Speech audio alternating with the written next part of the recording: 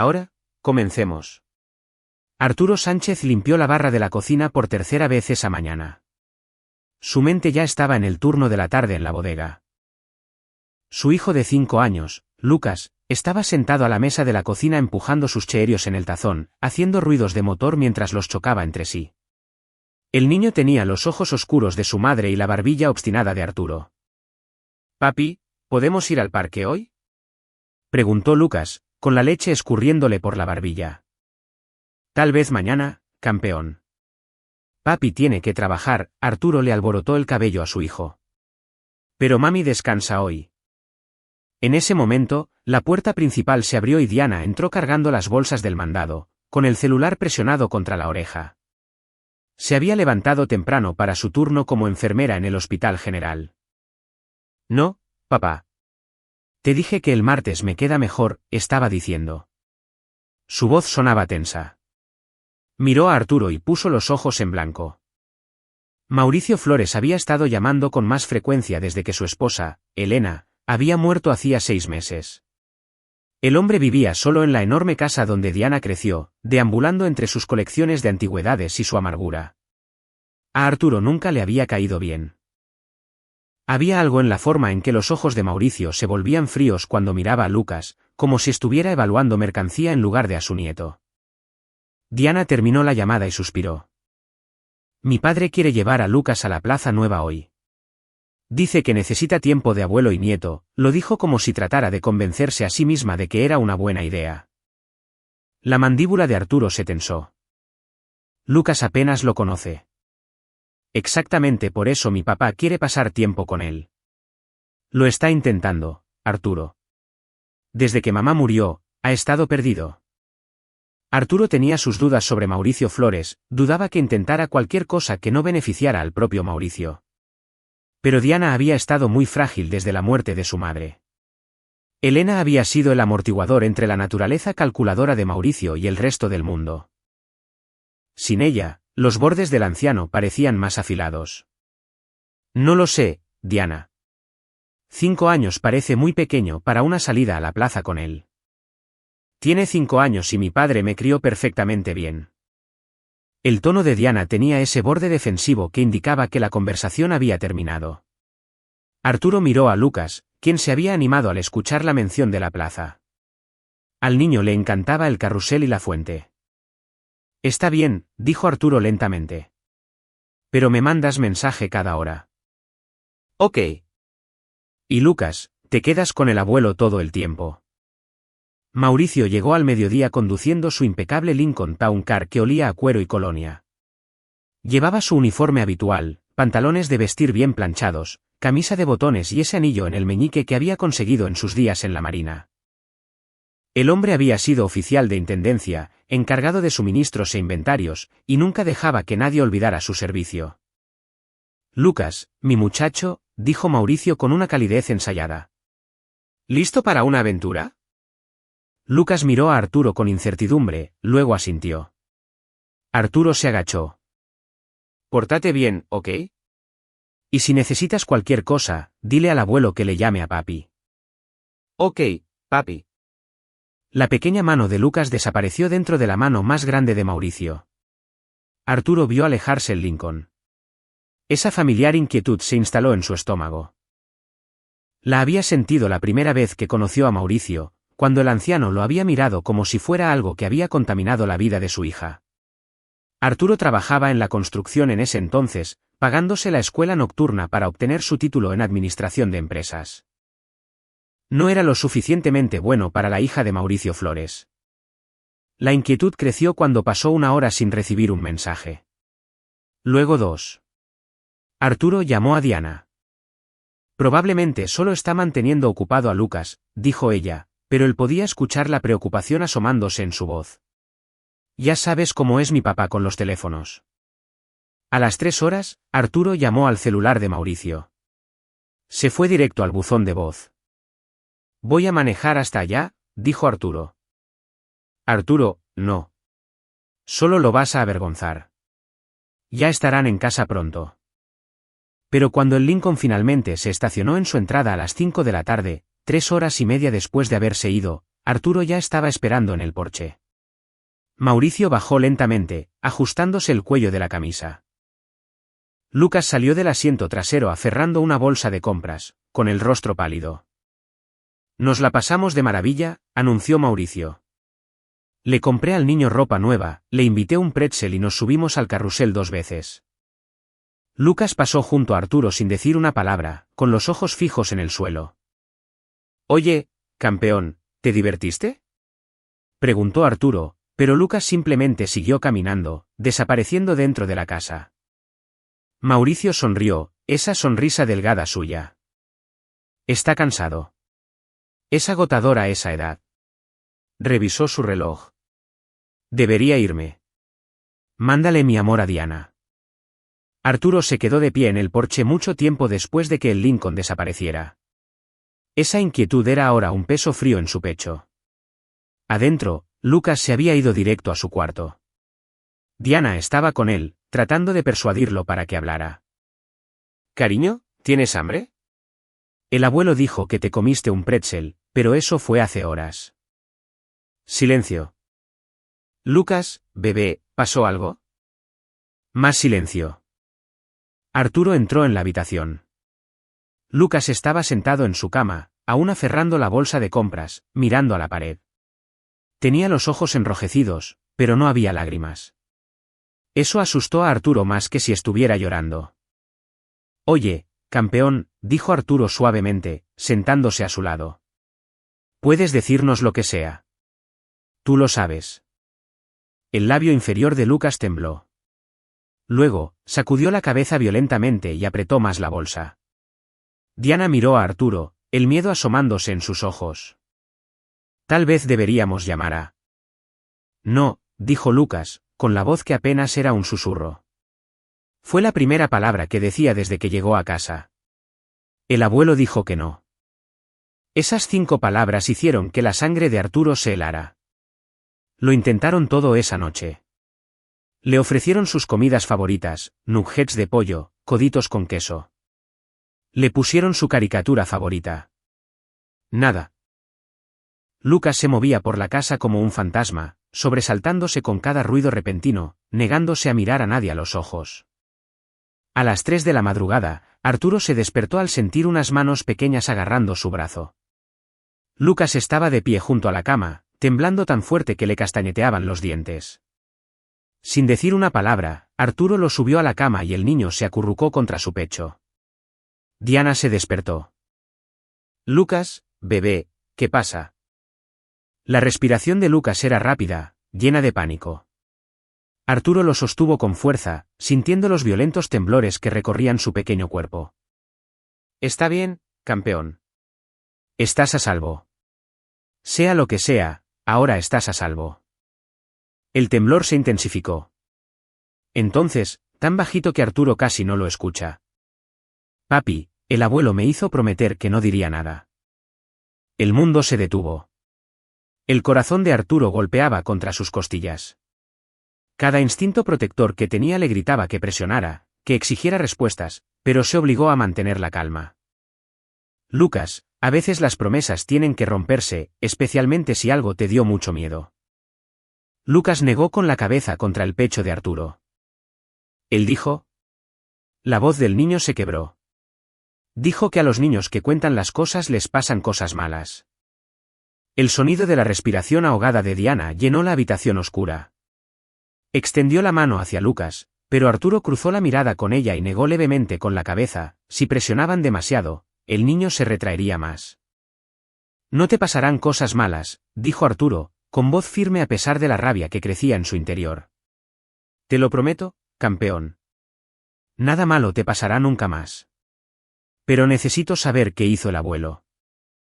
Lucas se apartó lo suficiente para mirar a Arturo a la luz tenue del pasillo.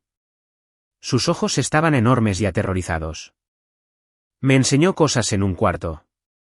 Fotos y películas. Y dijo. El niño sollozó. Dijo que si lo contaba, todos sabrían que yo era malo y que ustedes ya no me querrían.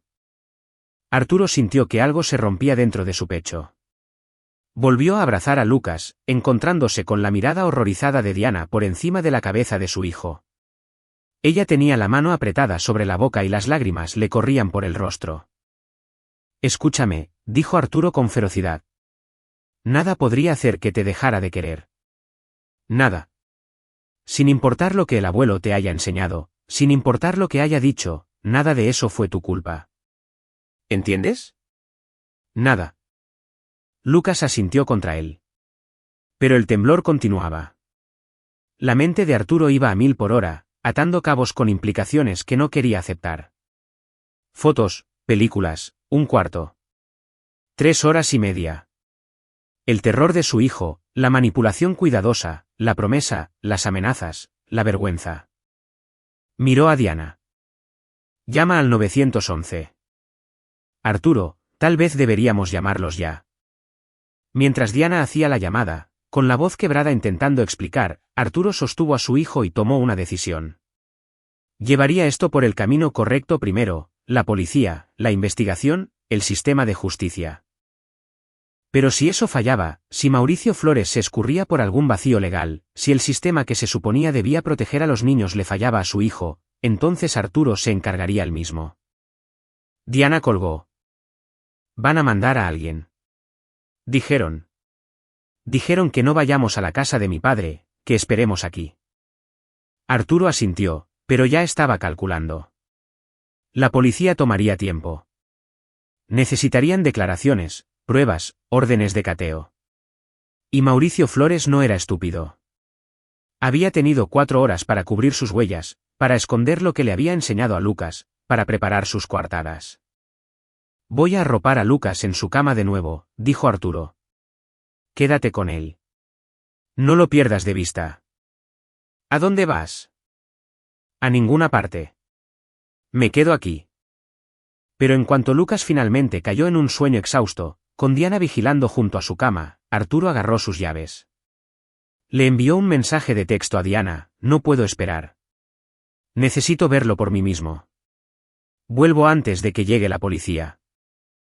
Manejó por calles vacías, con las manos apretando el volante con tanta fuerza que los nudillos se le pusieron blancos.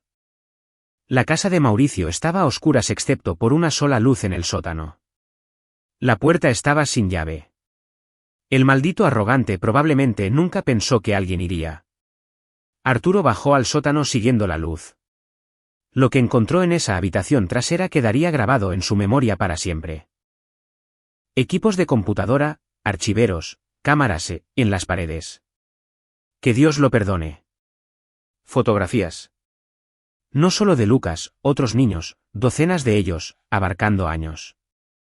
Algunas de las imágenes eran viejas, descoloridas por décadas pasadas. Otras eran impresiones digitales recientes.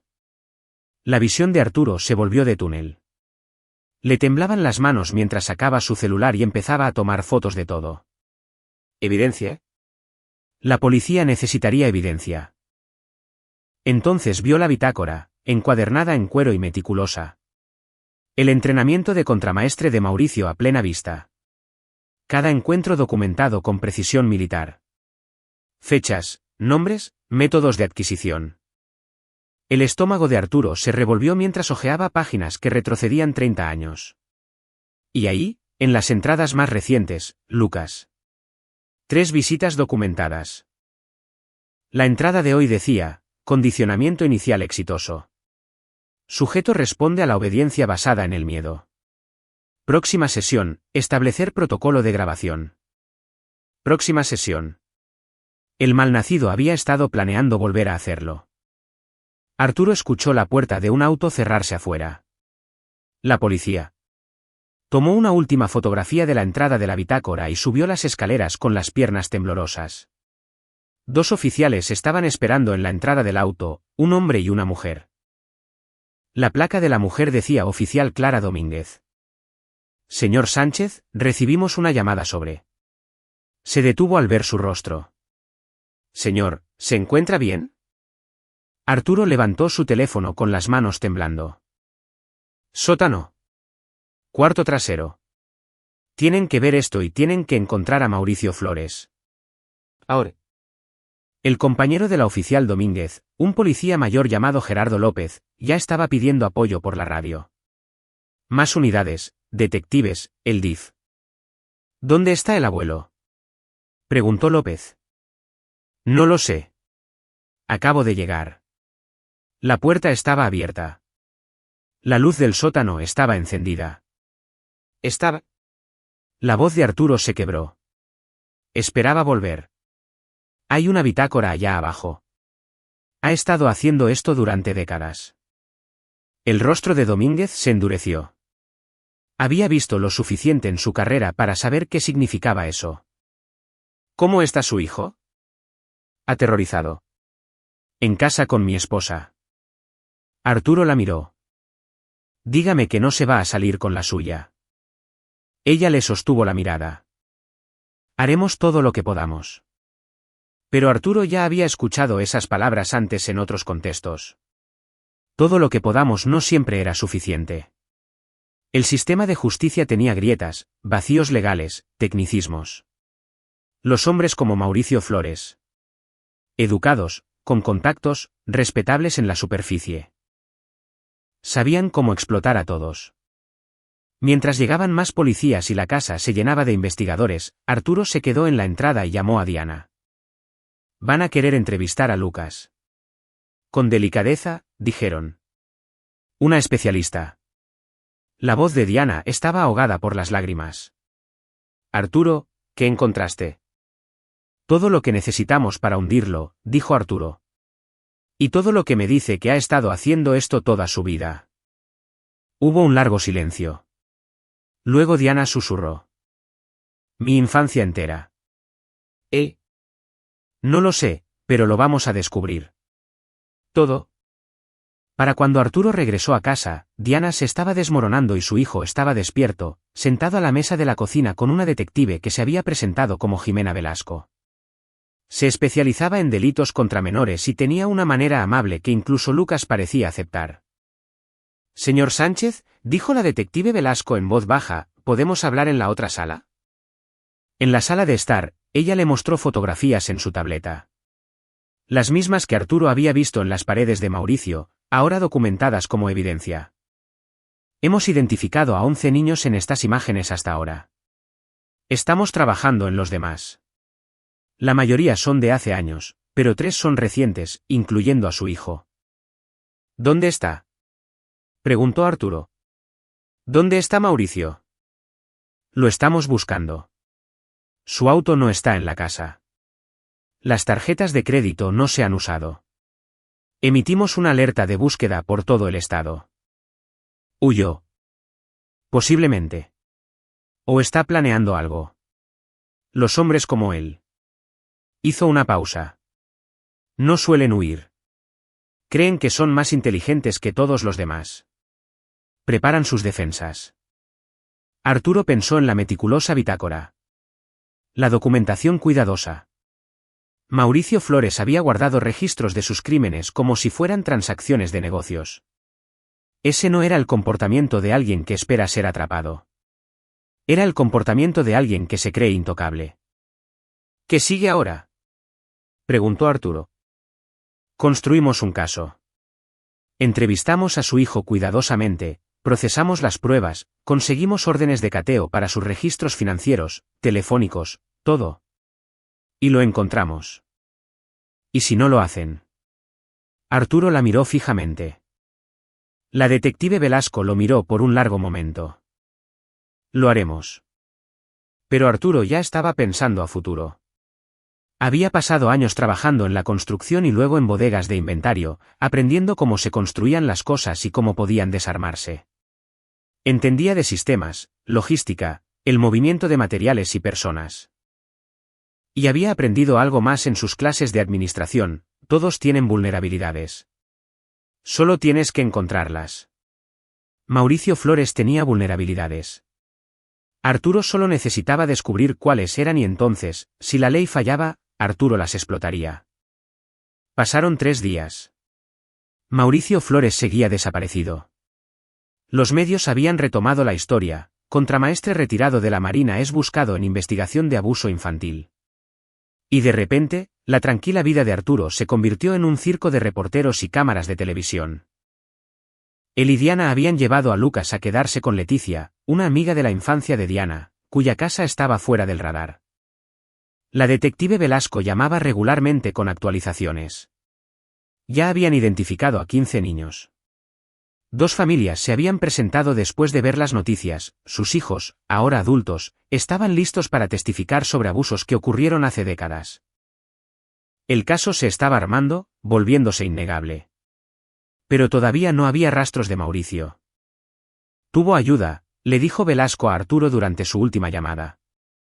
Encontramos pruebas de que retiró 500,000 pesos en efectivo hace 2 semanas. Esto fue planeado. ¿2 semanas? La mente de Arturo iba a 1000. Eso fue antes de llevar a Lucas a la plaza. Sí, creemos que el viaje a la plaza fue. Lo siento, señor Sánchez. Creemos que fue una prueba. Estaba planeando algo a largo plazo con su hijo. Arturo tuvo que sentarse, mientras las implicaciones lo aplastaban. Mauricio había estado planeando escalar la situación. El viaje a la plaza, las fotografías, la nota de próxima sesión en la bitácora. Todo había sido preparación para algo peor. Lo encontraremos, repitió Velasco. Arturo colgó y se quedó mirando su teléfono.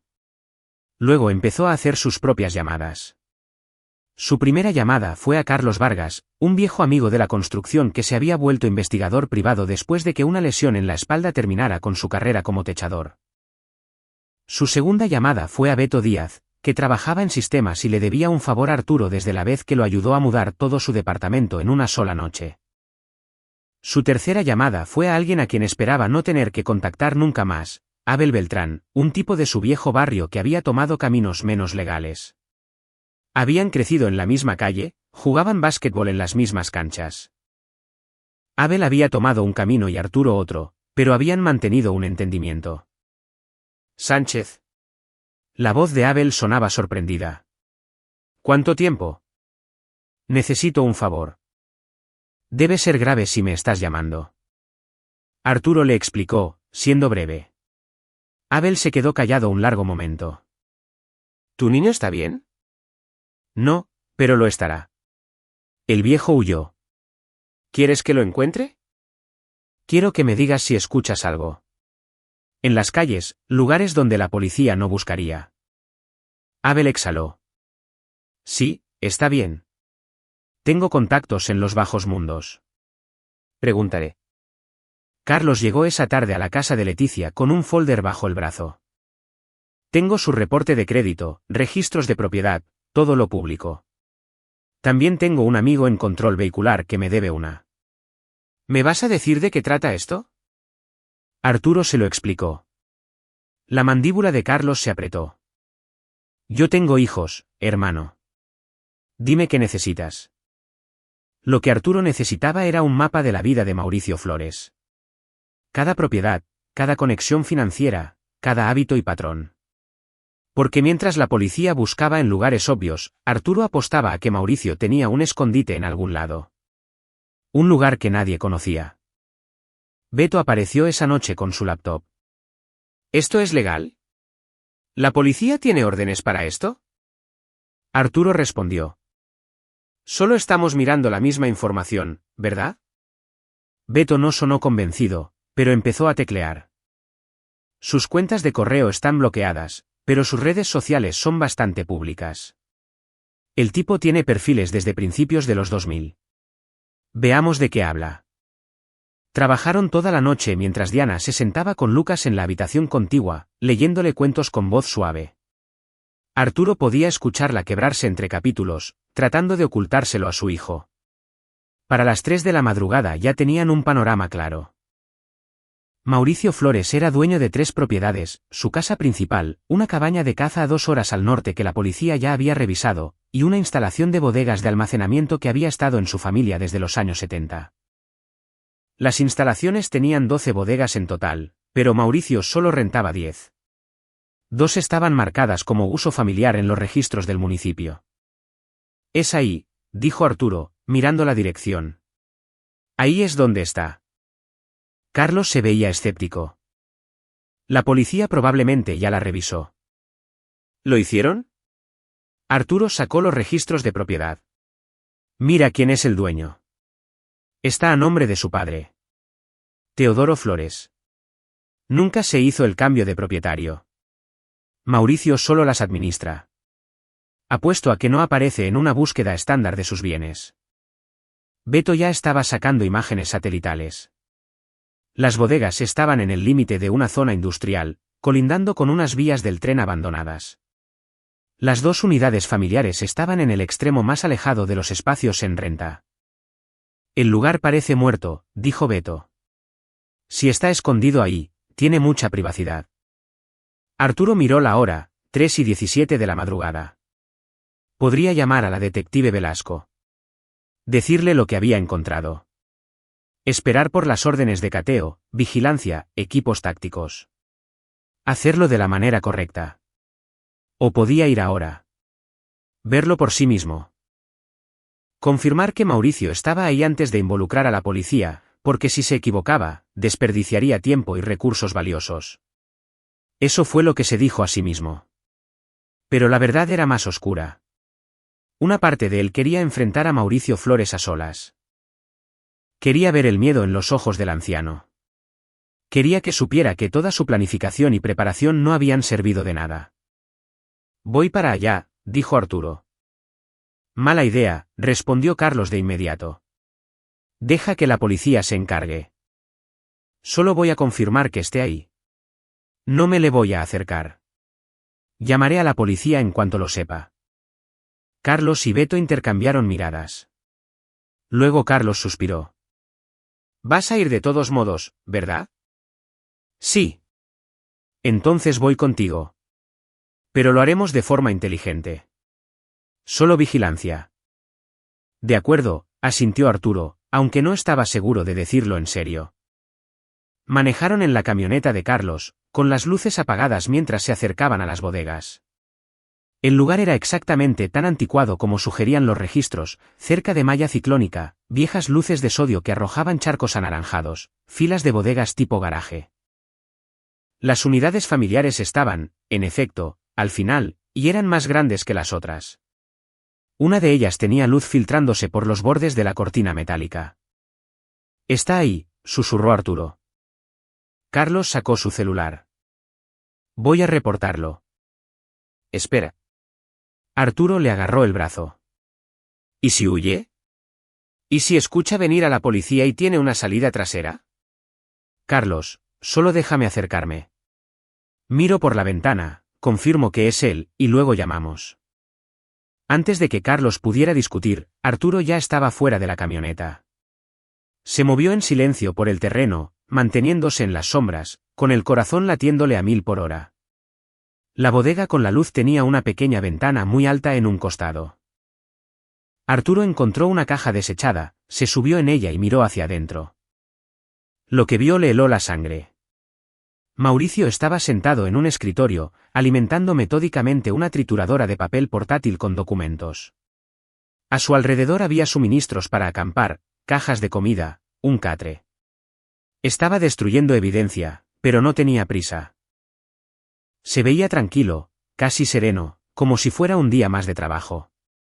En la pared detrás de él había un mapa lleno de alfileres.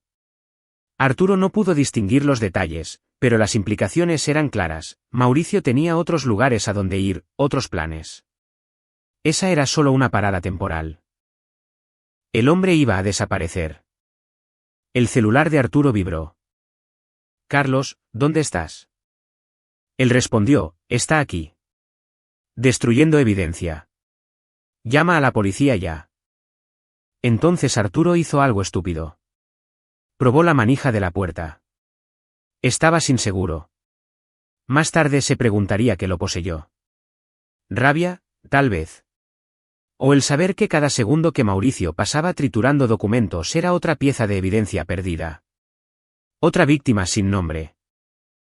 O tal vez era más simple que eso, quería que el anciano lo viera llegar. La puerta se abrió con un chirrido. Mauricio se dio la vuelta. La sorpresa se registró en su rostro antes de suavizarse en algo más feo. Arturo, dijo con calma, como si se hubieran encontrado en el supermercado. Me preguntaba cuándo te darías cuenta. Siempre fuiste más listo de lo que parecías. Calle. Arturo entró, con las manos temblando de rabia. La policía viene en camino. ¿En serio? Mauricio miró su reloj. ¿Cuánto tiempo crees que tienes? ¿20 minutos? ¿30? Yo me habré ido en 10. Tú no vas a ningún lado. Mauricio esbozó esa delgada sonrisa suya. Ay, Arturo, ¿crees que esta es la primera vez que alguien intenta detenerme? He hecho esto durante 40 años. Conozco cada movimiento, cada contramedida. La policía encontrará un cuarto vacío y unos cuantos papeles quemados. Nada que pruebe nada. Tenemos tu computadora, tus archivos, tu bitácora. ¿Acaso la tienen? La sonrisa de Mauricio se ensanchó. Quería que encontraran archivos que apuntaran a un anciano triste y enfermo que necesita ayuda en lugar de castigo. En cuanto a la bitácora, señaló la trituradora, pura ficción. Un síntoma de delirio inducido por el duelo tras la muerte de mi esposa. Mi abogado se dará un festín con eso. La visión de Arturo se nubló. Le mostraste a mi hijo. Tu hijo tiene 5 años. Un jurado escuchará que fue manipulado, traumatizado por padres sobreprotectores que malinterpretaron un inocente rato con su abuelo. Lloraré en el estrado. Hablaré sobre la pérdida de Elena, sobre cómo me acerqué a mi nieto en medio de mi duelo, sobre lo destrozado que estoy de que ustedes hayan torcido todo hasta convertirlo en esta pesadilla. Hay otras víctimas. Ahora son adultos. Van a testificar. Memorias recuperadas, dijo Mauricio con desdén. De hace décadas, poco fiables. Y aun si un par proceden, ¿qué es lo peor que me puede pasar? Arresto domiciliario. Tengo 73 años, Arturo. Moriré cómodo. La maldad casual en sus palabras, la absoluta frialdad de su cálculo, hizo que Arturo se lanzara hacia adelante. Agarró a Mauricio por la camisa. Tú no te vas a salir con la tuya. Mauricio no se inmutó. ¿Qué vas a hacer? ¿Me vas a golpear? Eso ayudará mucho a tu caso. Un padre inestable propenso a la violencia. Tal vez debería tener miedo de dejar a Lucas contigo. El puño de Arturo conectó con la mandíbula de Mauricio antes de que siquiera decidiera conscientemente lanzar el golpe. El anciano cayó con fuerza, salpicando sangre por el labio partido, pero se estaba riendo. Ahí está, susurró Mauricio. Agresión. Lo agregaré a la lista de razones por las que eres un padre no apto. Tal vez demande por la custodia cuando todo esto pase. Arturo se quedó de pie sobre él, respirando con dificultad. Cada instinto le gritaba que siguiera golpeándolo, que hiciera que Mauricio sintiera el dolor que sentía Lucas. Pero Carlos apareció de repente y lo jaló hacia atrás. No lo hagas, dijo Carlos con urgencia. No le des lo que quiere. Las sirenas comenzaron a aullar a lo lejos. Mauricio también las escuchó y su sonrisa se desvaneció. No me podrán retener. Ya lo verán. Pero la detective Velasco y su equipo sí lo retuvieron por 72 horas. Y en esas 72 horas, ocurrió algo que Mauricio Flores no había planeado. La historia se hizo viral. No por el arresto, sino porque una de las víctimas adultas, una mujer llamada Carmen Garza, que había sido abusada por Mauricio hacía 35 años, dio una rueda de prensa. Dio su nombre, contó su historia, y entonces otros empezaron a denunciar. 10 víctimas, 15, 20. La evidencia que Arturo había fotografiado en el sótano, combinada con los documentos triturados que los peritos recuperaron de la bodega, junto con los testimonios de 2 docenas de víctimas a lo largo de 4 décadas. Armaron un caso que ni los abogados más caros de Mauricio pudieron desmantelar. Pero no fue suficiente para Arturo, porque había visto el cálculo en los ojos de Mauricio, la certeza de que incluso si lo condenaban, encontraría algún ángulo, alguna forma de mitigar el daño. Arresto domiciliario en lugar de prisión. Prisión de mínima seguridad en lugar de población general. Cumpliría una fracción de su condena y saldría para disfrutar de un retiro cómodo financiado con activos ocultos. El sistema de justicia estaba haciendo su trabajo, pero la justicia y la venganza no eran lo mismo. Arturo quería ambas. Así que, mientras los fiscales construían su caso, Arturo construyó algo más. Empezó por los bienes de Mauricio. Carlos lo ayudó a rastrear cuentas bancarias, carteras de inversión, la instalación de bodegas, todo. La mayoría sería incautada como producto de un crimen. Pero Mauricio era inteligente. Seguramente tendría cuentas en el extranjero, escondites de efectivo, formas de mantener su estilo de vida incluso desde prisión. El objetivo de Arturo no era quedarse con el dinero, era asegurarse de que Mauricio no pudiera acceder a él. Beto se encargó de la parte digital. ¿Quieres que lo hackee? Porque eso es súper ilegal y no estoy. Quiero que me enseñes, dijo Arturo. Enséñame a cambiar contraseñas, bloquear cuentas, desviar correos. Nada que implique robar. Solo interferir. Beto lo miró por un largo momento. Esto es por tu hijo. Esto es para asegurarme de que entienda lo que se siente no tener poder. La misma forma en que hizo sentir a Lucas. Sí, ok. Te enseñaré, pero si algo sale mal, tú nunca me conociste. Tomó semanas de trabajo mientras el proceso judicial avanzaba. Arturo aprendió sobre seguridad digital, ingeniería social y los puntos débiles de las instituciones financieras. Usó la información sobre los hábitos y patrones de Mauricio para crear perfiles, responder preguntas de seguridad y hacerse pasar por el anciano frente a los representantes de servicio al cliente. Una por una, las cuentas internacionales de Mauricio se volvieron inaccesibles. Contraseñas cambiadas. Preguntas de recuperación de correo respondidas incorrectamente demasiadas veces, provocando bloqueos automáticos. Billeteras de Bitcoin corrompidas por errores técnicos. Para cuando Mauricio llegó a juicio, estaba desesperado tratando de acceder a su propio dinero, convencido de que lo estaban hackeando justicieros anónimos. Sus abogados, de repente inseguros sobre cómo se pagarían sus honorarios, se volvieron mucho menos entusiastas con su defensa. Pero Arturo no había terminado. Descubrió algo más en los archivos de Mauricio, los nombres de otros 3 hombres, cuidadosamente codificados pero identificables mediante referencias cruzadas con la bitácora. 3 hombres que habían sido parte de la red de Mauricio, compartiendo imágenes e información. Arturo le pasó esos nombres a la detective Velasco de forma anónima, junto con pruebas que los vinculaban con Mauricio. Uno era maestro, otro líder juvenil en una iglesia y el tercero dirigía una guardería. Los 3 fueron arrestados en menos de un mes. Y cuando los abogados de Mauricio intentaron arreglar un acuerdo de culpabilidad, cargos reducidos a cambio de nombrar a sus cómplices, descubrieron que ya no tenía nada con qué negociar. La policía ya los tenía a todos. Su poder de negociación había desaparecido. El juicio tuvo lugar en septiembre, 6 meses después de aquel terrible día en la plaza. Lucas había estado en terapia, trabajando con una especialista llamada doctora Ángela Patiño, enfocada en traumas infantiles. Estaba mejorando, todavía tenía pesadillas, todavía se estremecía con los ruidos fuertes, pero estaba riendo de nuevo, jugando de nuevo.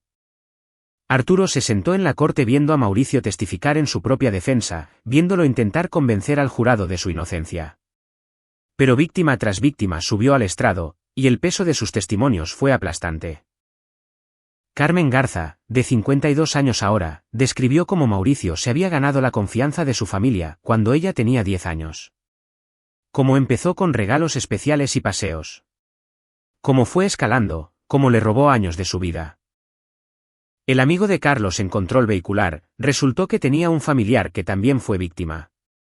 La noticia se corrió a través de esa red informal de sobrevivientes, y se organizaron, se apoyaron mutuamente. Se convirtieron en un muro de la verdad que ningún abogado costoso pudo derribar.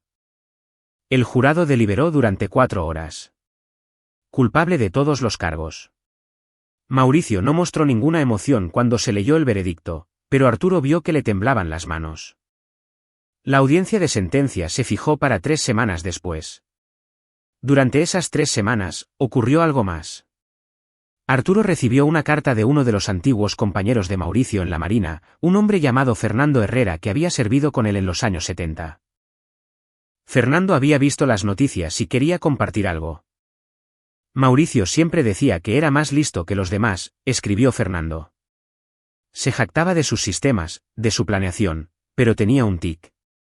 Cuando estaba preocupado, tocaba constantemente ese anillo en el meñique.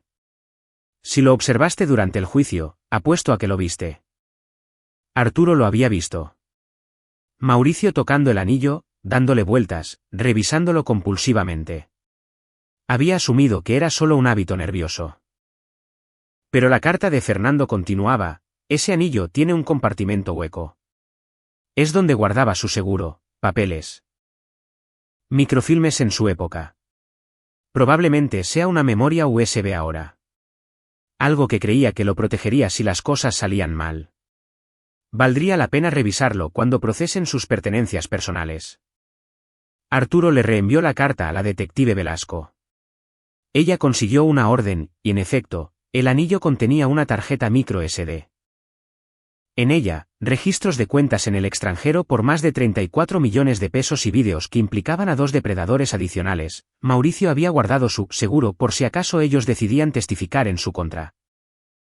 Los 2 arrestos adicionales fueron noticia nacional, y el seguro de Mauricio se convirtió en prueba de una conspiración criminal en curso, agregándole años a su posible condena.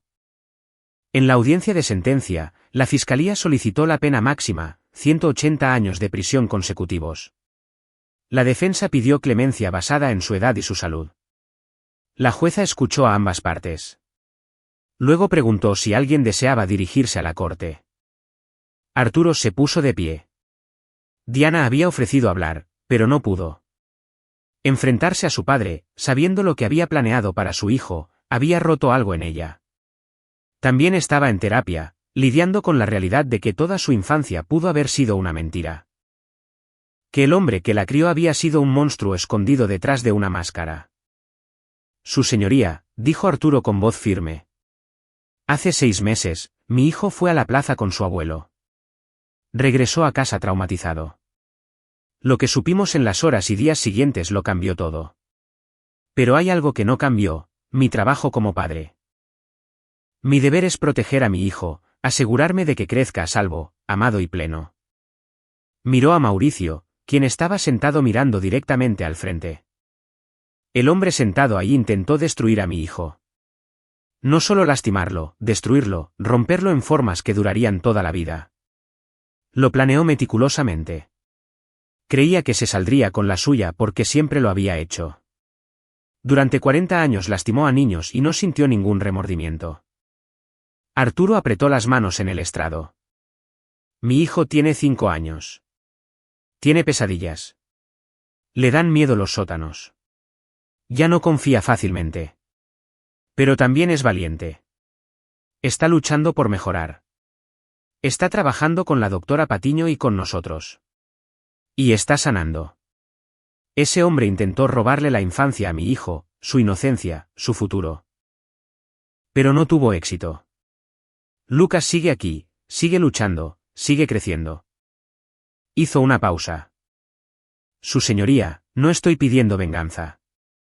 Estoy pidiendo justicia. Verdadera justicia, lo que significa que este hombre nunca tenga la oportunidad de lastimar a otro niño. Eso significa prisión. Eso significa la pena máxima. Eso significa que muera en prisión sabiendo que toda su planificación, toda su manipulación, toda su maldad, no sirvieron para nada. La sala entera guardó silencio. Arturo se sentó y Diana le apretó la mano. Otras 20 víctimas hablaron, o sus familiares hablaron por aquellos que no podían enfrentar a Mauricio. La audiencia duró todo el día. Cuando terminó, la jueza dictó su sentencia: 240 años en una prisión federal. Sin posibilidad de libertad condicional. Mauricio tenía 74 años. Moriría en prisión. Mientras los guardias se lo llevaban, Mauricio miró a Arturo una sola vez. Fuera lo que fuera que vio en el rostro de Arturo, hizo que apartara la mirada rápidamente. El calculador había desaparecido, reemplazado por el primer miedo real que Arturo había visto en él. ¿Bien? 18 meses después, Arturo estaba en el patio trasero viendo a Lucas jugar fútbol con los niños del vecindario. El niño ahora tenía 7 años, era más alto, más ruidoso, más seguro de sí mismo. Las pesadillas se habían reducido a malos sueños ocasionales. ¿La doctora? Patiño había reducido cuidadosamente sus sesiones a una vez al mes, luego a cada 6 semanas. Lucas siempre llevaría cicatrices de lo que Mauricio le había mostrado, de lo que le había dicho. Pero estaba sobreviviendo. Más que eso, estaba prosperando. Diana salió al porche llevando 2 vasos de limonada. Carlos llamó. Dijo que Abel quiere hablar contigo. Abel Beltrán se había mantenido en contacto después de todo, reportándose periódicamente. Había sido él quien, en silencio, corrió la voz en ciertos círculos de que Mauricio Flores estaba en una prisión federal y el porqué. La prisión tenía su propio sistema de justicia, y los depredadores infantiles estaban en lo más bajo de la cadena. Arturo le devolvió la llamada. Abel, ¿qué pasó? Solo quería que supieras que tu suegro tuvo un accidente. Emergencia médica. Pasó ayer en Población General. A Arturo se le oprimió el pecho. ¿Está muerto? No, pero está en el hospital de la prisión. Va a estar ahí un buen rato. Al parecer, a algunos muchachos no les hizo gracia su presencia. Nada mortal, pero digamos que la va a pasar bastante mal por el tiempo que le quede de vida. Arturo debió haber sentido algo. Triunfo, reivindicación, tal vez culpa. Pero lo único que sintió fue cansancio. Gracias por avisarme. ¿Estás bien? Preguntó Abel. ¿Conseguiste lo que necesitabas? Arturo vio a Lucas meter un gol, y el rostro del niño se iluminó con pura alegría. Sí, conseguí lo que necesitaba. Colgó y se unió a Diana en el porche. Ella se recargó en él y se quedaron parados juntos viendo a su hijo jugar. La detective Velasco también llamó, dijo Diana en voz baja. Arrestaron a otro más, alguien de los archivos de Mauricio. Ya son 38 personas. 38 depredadores fuera de las calles porque encontramos ese cuarto. Porque Lucas fue lo suficientemente valiente para decirnos. Para decirnos a nosotros, corrigió Arturo. Diana asintió, secándose las lágrimas. Todavía no puedo creer que mi propio padre. ¿Cómo no me di cuenta? Habían tenido esta conversación 100 veces. Arturo la abrazó. Porque él era bueno ocultándolo. Eso es lo que hacen. No es tu culpa. Me usó a mí, susurró ella. Usó el tener una hija para parecer normal, seguro, confiable. Y luego intentó usar a nuestro hijo. Y lo detuvimos. Lucas llegó corriendo hacia ellos, respirando agitado, con la cara roja. Papá. ¿Viste mi gol? Arturo se agachó a su altura. Lo vi, campeón. Fue increíble. ¿Podemos practicar más mañana? Quiero ser muy bueno para el torneo. Por supuesto. Pero ahorita mami ya hizo de cenar. Mientras entraban a la casa, con Lucas platicando sin parar sobre estrategias de fútbol, Arturo sintió que algo se asentaba en su pecho. No era un cierre definitivo. No estaba seguro de si alguna vez lo tendrían por completo, pero era paz tal vez, o el principio de ella. Mauricio Flores pasaría el resto de su miserable vida en prisión, despojado de sus bienes, de su libertad, de su dignidad. Su red había sido desmantelada. Sus víctimas estaban encontrando justicia y sanación. ¿Y Lucas? Lucas estaba jugando fútbol y soñando con torneos, siendo un niño normal con preocupaciones normales. Esa noche, después de que Lucas se durmiera, Arturo se sentó en el estudio de su casa mirando las noticias en su laptop. Otro arresto de la red de Mauricio. El número ya iba en 39. El FBI había formado una fuerza especial basada en las pruebas que Arturo había encontrado en ese sótano, y estaban desmantelando metódicamente toda una red de depredadores. Su teléfono vibró con un mensaje de la detective Velasco. Gracias a la valentía de su hijo y a su rápida acción, hemos protegido a cientos de niños. Hicieron un buen trabajo. Arturo guardó el mensaje. Un día, cuando Lucas fuera mayor y estuviera listo para escucharlo, Arturo le contaría cómo su valentía había salvado a otros. Cómo alzar la voz, incluso cuando estaba aterrorizado, había hecho una verdadera diferencia. Por ahora, sin embargo, era suficiente saber que Mauricio Flores había perdido todo lo que le importaba, su libertad, su dinero, su imagen cuidadosamente construida, su poder. Y Arturo lo había ganado todo, la seguridad de su hijo, la paz de su familia y el conocimiento de que había hecho lo correcto por Lucas. Que cuando más importó, había protegido a su hijo y se había asegurado de que el monstruo jamás volviera a lastimar a nadie. Cerró la laptop y se fue a la cama. Mañana había práctica de fútbol, y le había prometido a Lucas que practicarían los tiros de esquina. Normal, mundano, perfecto. En su celda, Mauricio Flores estaba sentado a solas, con los dedos rotos palpitándole de dolor, viendo hacia un futuro que era un interminable y gris tramo de concreto, barrotes y miedo. Él creía que era intocable. Se había equivocado. Y Arturo Sánchez, a quien Mauricio había menospreciado como un simple albañil de la construcción, no lo suficientemente bueno para su hija, había sido el encargado de demostrárselo. La justicia había ganado. Pero más importante aún, también habían ganado el amor, la familia y la feroz protección de un padre hacia su hijo. Eso valía más que cualquier venganza, aunque, pensó Arturo con una sombría satisfacción, la venganza tampoco estuvo nada mal. Y ahí lo tienen. Otra historia llega a su fin. ¿Qué les pareció? Me encantaría leer sus opiniones en los comentarios de abajo. Si disfrutaste de esta historia, considera unirte a nuestra comunidad suscribiéndote. Significa el mundo para nosotros. Para más historias como esta, echa un vistazo a los vídeos recomendados en pantalla, y nos vemos allí.